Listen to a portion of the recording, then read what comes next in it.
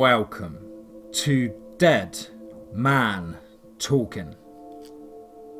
Come with me as we step into the deep, dark forest of fear. And let's hope that we see sunrise in the morning. Tonight's show is a chilling and crazy nightmare-filled compilation of deep woods, hiking, hunting, and encounters galore. I think you guys will enjoy these stories, of course. Please do let me know down below in the comments. As ever, please do like and share. If you haven't hit that subscribe button, now is a fantastic time. And don't forget to touch the notification bell to stay up to date with all DMT content.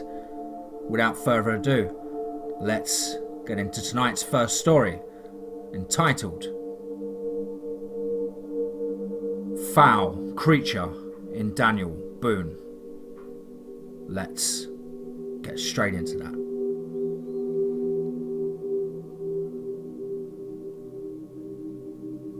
Time, approximately 3 AM, April 15th, 2015.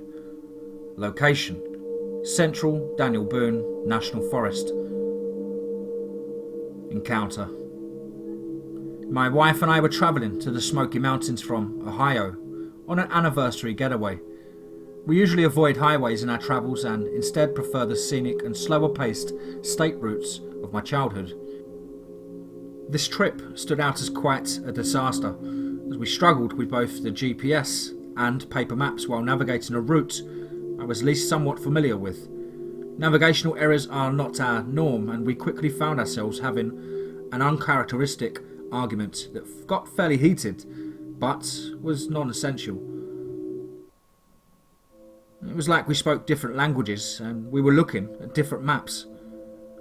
We eventually found ourselves in increasingly less populated areas and poorer road conditions.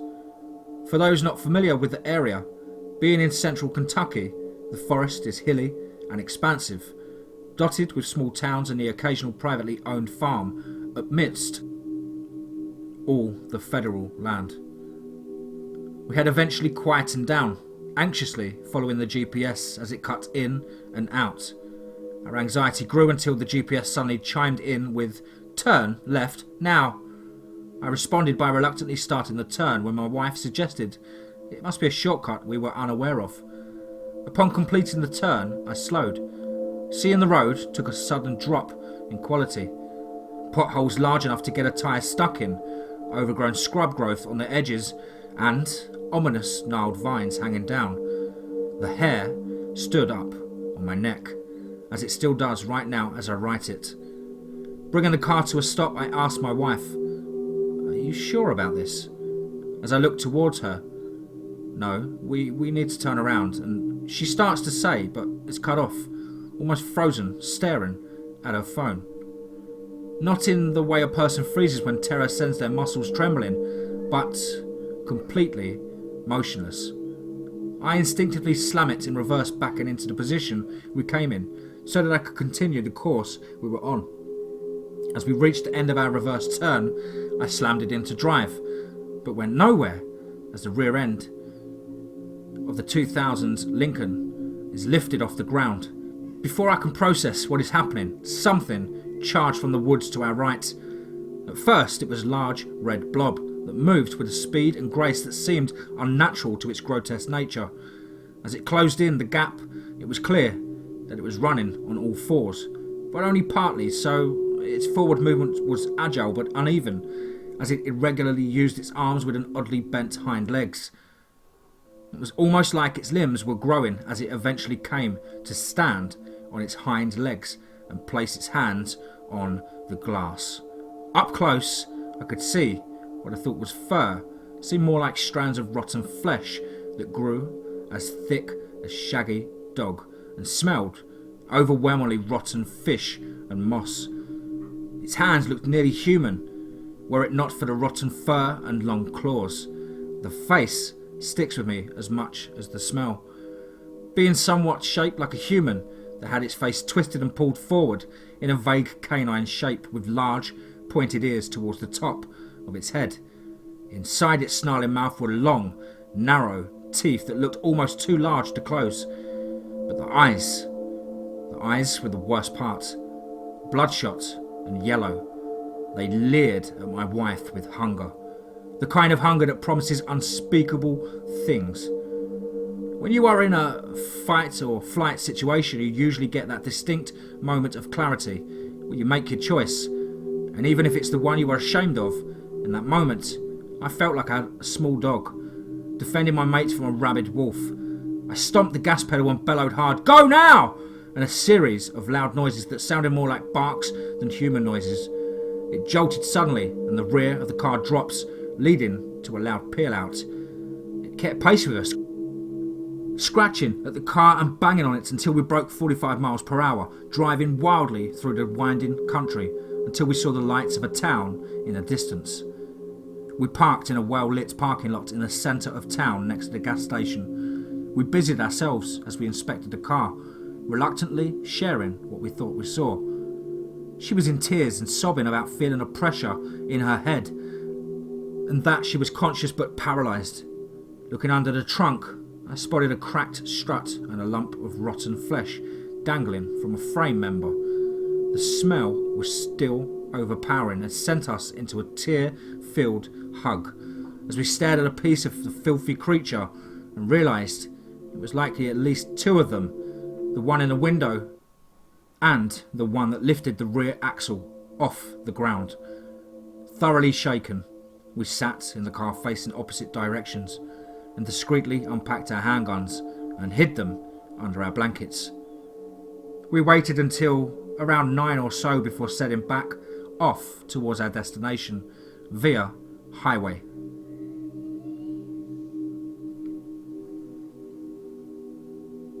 It was watching my neighbours. Let's get straight into that. Last month, my wife and I attended a party at Braden and Sarah's house, our next door neighbours. Being new to the neighbourhood, we were eager to meet some friends around our age. Due to my wife being 8 months pregnant, we were hesitant when they invited us, but eventually warmed up to the social. When we found out Sarah was expecting a week earlier from my wife, we instantly hit it off. Their friend group was large, but all four of us spent most of the night talking about our soon-to-be additions. Over the next few weeks, we became close. My job as a manufacturing consultant allows me to work from home, so knowing my neighbours was important. Since it was both couples' first child, our journeys were exciting to share with one another. Sarah was kind and had a clever sense of humour. She sold paintings, as well as organised local art festivals in the area, so was well known in the community. Braden was a country as they come. I've never seen him work without dirty boots, and by his field of work, surveying, I probably never will. He seemed honest and light-hearted. Our friendship grew quickly from all of our similarities and genuine friendliness. Our houses were close to each other, only separated by a fence tracing each property.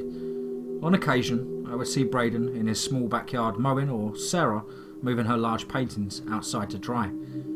My wife and Sarah loved discussing their pregnancies, so they were back and forth to each other's house often. I didn't go with her every time since I trusted my neighbours, and with the house empty, I could really focus on my work. One night, she was at their house after she found an article about a cocoa butter and stretch marks, leaving me time to get a head start on work. It was around 11 p.m. when I decided to take a break to rest my eyes and brain. After a beer, I used our back door for leverage while stretching my back. The machine gun crackle pushed a grunt out of my lips. With the living room lights off, I could see through the window into the backyard. That's when I saw it. There was someone standing in the woods behind my neighbour's fence. I only noticed them from their shaking body. It was jerking like they had Parkinson's disease. They just stood there, leaning against a tree, watching my neighbour's house. Thinking that was odd, I turned on my backyard lights to scare them away. It worked. The next weekend, I brought it up with Braden, but he didn't seem worried. He said teenagers in all hours of the night roam around the neighbourhood. Since he wasn't concerned, I let it go too. All four of us attended a first baby workshop to learn all the tips and tricks of early parenthood. The women got more out of the event than Braden or I, but there was one thing I learned. My child is going to be expensive. Later that week, my wife went to bed early, but I was still finishing up a movie. When the credits rolled, I shut everything off and headed to bed. The darkness reminded me of the creeper I saw, so I had another look. It was much darker that night, so my search took longer. I skimmed the woodland area, but never saw anything. No one was peeking over their fence or leaning against the new tree, so my anxiety left. Until I looked in their backyard. The person was in Braden and Sarah's backyard. The jerking movements wasn't noticeable at first, but with most of the figure blocked behind the branches of my Bradford pear tree. The only illumination was a floodlight several houses down. I leaned against my glass window watching this person. Then I realised it wasn't a person. It was too tall. The fence around their home was around 6 feet, and this thing was much taller. I guess I didn't notice its height last time since it was so far in the woods. It must have been 10 feet tall at least. With my hand on the light switch, I stared at it for several minutes. It stood there, watching my neighbour's home from their own backyard, twitching and jerking its head and body so violently it really made me uncomfortable. Sometimes the movements were so sudden its body twisted in my direction. Just peeking through the blinds, I assumed it couldn't see me, so I pulled out my phone and took a picture. After I took it, I called Braden. Luckily, he answered and could hear the panic in my voice. Soon their backyard lights flashed on and the thing was gone. I heard Braden shout a few obscenities before getting back inside. While on the phone, I tried to explain what I saw, but I couldn't believe it. After texting him the image, he wasn't convinced. The floodlight was pointed at a lens. He said shadows play tricks on the eyes. After he convinced me, it made more sense than a 10-foot tall person. He reassured me that they would be fine, and he told me about the pistol he kept near his bed. But we both left our lights on the rest of the night. Another week passed and Sarah was getting close to her due date, which meant my wife was too. Braden and I had a bet who would deliver first, a bet we would wisely keep to ourselves. Regardless of the winner, we were proud soon-to-be fathers, and equally as excited as our spouses. The day before her doctor was due to induce Sarah, all four of us had a get-together at their home to celebrate starting the new adventure. We left around 9, and for the next few hours, I completed some work I had postponed. After the last incident, Braden had been keeping his exterior lights on all night. I had a peek outside to be safe. I saw it again. Highly illuminated and grotesque, thin legs supported its fleshy body that had thin arms attached to it. The head was large, and from my point of view, featureless. The skin was loose and transparent, revealing dark, fleshy muscles. My eyes could barely focus on it for some reason, giving me a headache. It was right beside their bedroom window, staring straight through the glass. Large hands grabbed the gutter for support while it jerked and twisted. I watched it for several minutes, knowing it wasn't a shadow or a punk teenager. I called Braden in a nervous rush, but every call went to voicemail. I woke my wife up and told her but what I was doing before banging on the neighbour's door. Furious pounding was bound to wake them up, so I slammed my hand into the door as hard as I could. I stopped when I saw one of their vehicles were missing. When I came back inside my home, the thing was gone. My wife was angry. I woke her up even with my monster story. I couldn't sleep that night. Early the next morning, Braden called to explain that after we left, Sarah went into labour. They immediately went to the hospital and she gave birth to their son, Brandon. Not wanting to ruin their joy, I decided to wait before telling Braden what I saw. Brandon was a beautiful baby. Even at a few days old, he looked like his father. My wife and I were so happy for our new friends, and when they came home, we had presents waiting. We visited them and said our congratulations. In the back of my mind, I knew I had to tell Braden. Our stay was short, so I didn't get around to telling him what I saw. The smile on his face wasn't inviting for bad news. I went home and tried focusing on the show my wife and I were watching. By the time night came, I couldn't take it anymore. I called Braden and told him everything. I guess the protective instincts in a new father came out, because he told me he would keep his gun loaded. I checked several times throughout the night, but since I never saw anything, no police were called. Or so I thought. I woke up the next morning to blue lights painting in the neighbourhood. Cops crowded our small streets and questioned every resident, including me. Sarah and Braden appeared numb. That morning, when Sarah went to feed Brandon, he was gone. A small pane of glass was busted just big enough to squeeze a child through. They never heard a sound all night. The cops questioned me hard since Braden told them about what I saw. They read my messages and found the image I took, but nothing came of it. They searched the woods and surrounding neighbourhoods but found nothing. It has been a week since Brandon was taken, and they have no idea what happened. During the day I walk around the small patch of woods looking for any clues, but I never see anything. Sarah and Braden have remained distant from us. My wife is due any time now. I'm not excited, but afraid. Last night I peeked out the window and saw someone standing behind our fence. They were jerking and twisting while staring at my house. Ware-Wolf, Southern Oklahoma. Let's get straight into that. The summer between senior year or high school and freshman year of college, I worked as a lifeguard at a scout summer camp. I would drive roughly 4 hours on a Sunday morning to get down to camp. Then, on a Thursday afternoon after that week's session had ended, I would drive the rough 4 hours back home so I could relax and recharge in the air conditioner of my parents' house. Sure, it was a lot of miles on my poor, shitty car, but I always loved being able to speed down those country highways, car top down and music blasting. I got pulled over once or twice, but I always managed to talk my way out of the tickets and quickly learned where the cops would lurk and run radar. Early on in the summer, I was driving back home on a cloudy, relatively cool Thursday. It was mid-afternoon, about an hour into my journey, when I saw a painted sign on the side of the highway.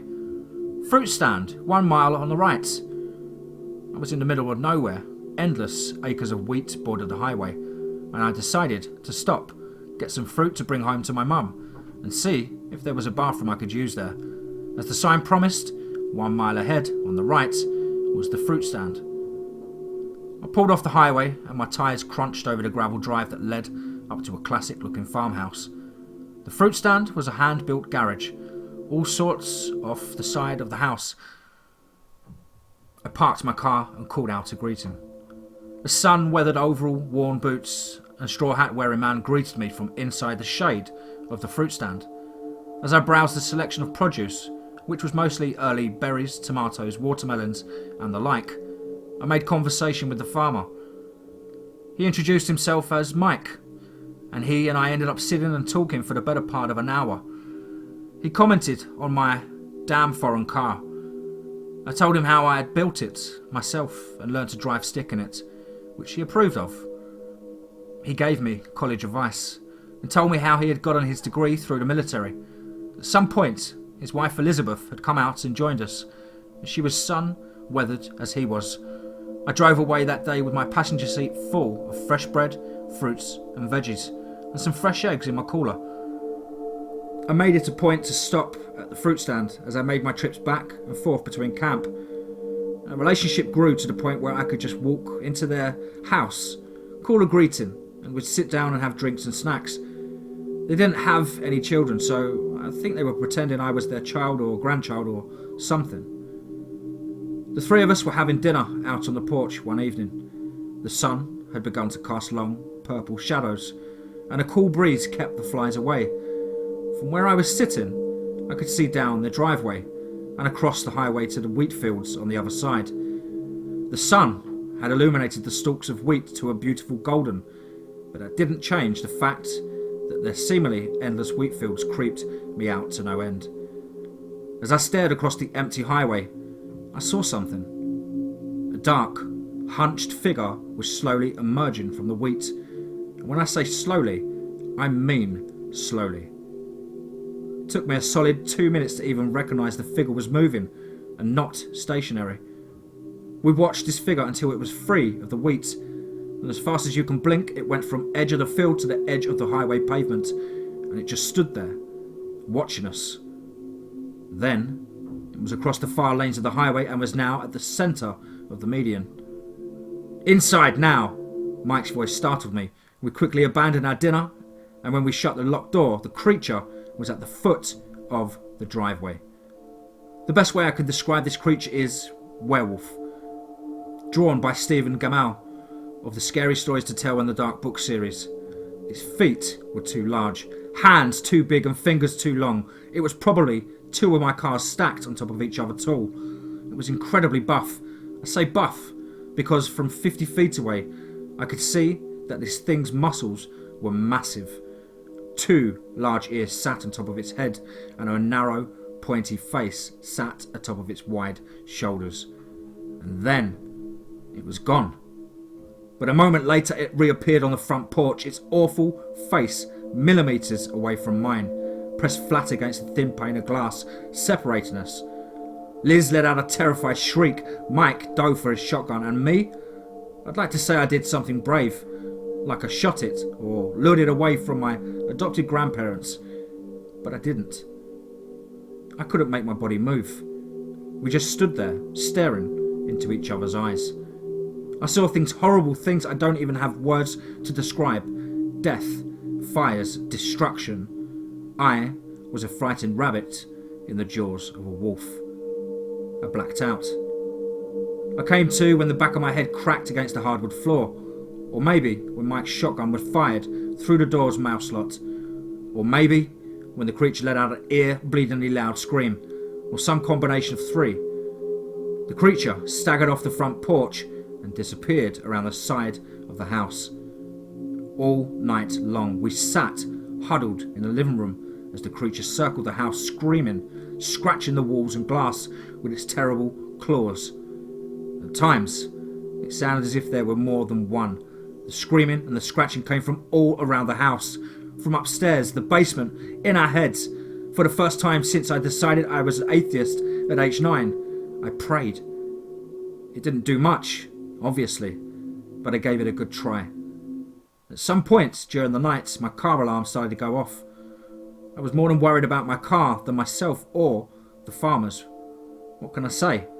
I love that car, and I still have it all these years later, in all of its shitty glory.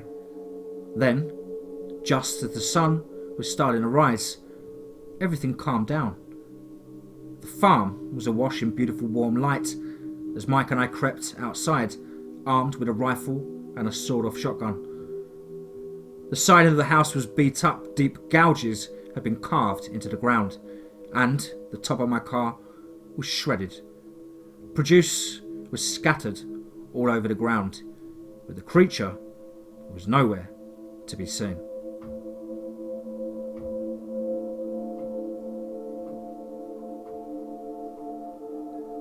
There's more than corn in Iowa. Let's get straight into that. The only thing that I knew about Iowa was there's lots of corn. And they had good wrestlers. So you might imagine that when I had to move there, it came as a bit of a shock to me. My parents had recently split, and all of a sudden my mum and I were moving to Iowa in pursuit of a job opportunity and a fresh beginning. We moved into a simple starter house that I actually found quite charming. The house was incredibly old and had features that showed that, such as a wooden slot protruding from the house for milk delivery, complete with a little bell for the milkman to ring. I figured since it was summer and I had nothing better to do, I might as well explore the house and the land surrounding it. One more thing you should know about me is I love to run outside. Back in Pennsylvania, I had a beautiful park that I was able to run through, including trails that would twist and turn through the forest. So, when I was checking out the land around our new home, I knew I needed to find a new spot to run. There was nothing behind our house. We had a pretty small backyard. But as I was walking down the road, I discovered a cornfield about half a mile from my house. It was perfect. I could run a half a mile to the cornfield, run through the rows of the corn for a bit, and run a half a mile back. I was very excited to give it a go the next day. The next evening, I set out for my run after dinner. I left my house around 7 o'clock, so I figured I had plenty of time to get back before it got dark. I ran down to the cornfield and started exploring the vast rows. The field was actually much more beautiful and immersive than I thought or had imagined, and I hadn't even noticed that it started to get dark. Shit, I thought. I better start heading home. I was incredibly deep in the cornfield by that point, and as I was running back, it was getting harder and harder to see. I was running down a particular row when I tripped over what I thought was a stick protruding from the ground. I fell pretty hard and knew that I had cut my knee open whenever I hit the ground. I looked back to see what I tripped over, and I felt my entire body go cold when I saw what it was. A man's arm was sticking out from behind the stalks of corn. I gulped loudly and felt my heart rate go up. Had I just tripped over some guy's dead body? I got up and slowly crept towards where the arm was sticking out of the corn. Are you alright, sir? I asked loudly. There was no answer, so I immediately assumed the worst. Oh, fuck, I said to myself. What the hell do I do? I pulled out my phone and began to dial 911, but before I could hit send, the man's arm twitched. I nearly screamed when the man moved very slowly. The man started to pick himself up off the ground and walked out from behind the corn towards me. Sir? I began to ask. Are you okay? I thought you were fucking dead, man. You scared the shit out of me. The man didn't say anything. He looked around confused like he didn't know where he was. He didn't look good. His eyelids were swollen and there were bags under them like he hadn't slept for a very long time. His shirt around his right shoulder was soaked in blood from a cut that I wasn't able to see. After several seconds of uncomfortable silence, the man finally spoke up. Where am I? He asked, looking around the cornfield in a confused daze. His eyes settled on me, and he waited for me to respond. Before I could say anything, the expression on the man's face started to change. His look of confusion started to change into that of absolute horror. His body visibly began to shake, and I could just about make out the quiet, almost inaudible whimpers coming from his mouth. That's when I realised that his gaze wasn't fixed directly on me. He was looking at something behind me. Before I knew what was happening, the man spun on his heels and took off in the opposite direction of where I was standing. I watched as the man sprinted through the row of corn away from me, and whatever unspeakable evil was standing behind me. There was only one thing that I was certain of at that moment. I did not want to turn around. I could faintly hear the heavy breathing of something standing only feet behind me. Then I heard the soft, unmistakable sound of footsteps start walking toward me. I never believed in the phrase, paralysed by fear, but standing there, in that cornfield, I could assure you that no words have ever been truer. I closed my eyes and felt hot tears roll down my face as I accepted my fate. I knew I was as good as dead. But right before the creature reached me, it stopped. I heard it sniff the air in an animalistic, predatory-like way. Several, endlessly long seconds passed before whatever was behind me turned and started to walk off into the cornfield, away from where I was standing. Once I could no longer hear the footsteps of the creature, I collapsed to the ground and began to sob uncontrollably. An unknown amount of time later, I finally got up off the ground and started heading back towards the house. I slept like a baby that night because I was physically and mentally exhausted. I woke up the next morning rested but completely empty inside. I forced myself out of bed and into the kitchen so I could make myself some breakfast. As I began frying my eggs, I heard a faint, ringing sound from off in a house somewhere. I looked around, confused as to where the noise was coming from. I started to follow the sound and realised that it was the bell from the milk delivery spot.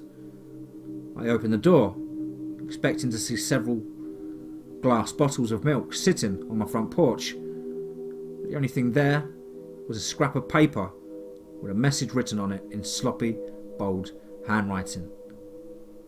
I picked up the note and read it. There are those that spare the goats, and those who lead the hand of slaughter. You have desecrated our sacred land, so your punishment will not be taken lightly. It will come for you, and we can assure you that your suffering will not be brief.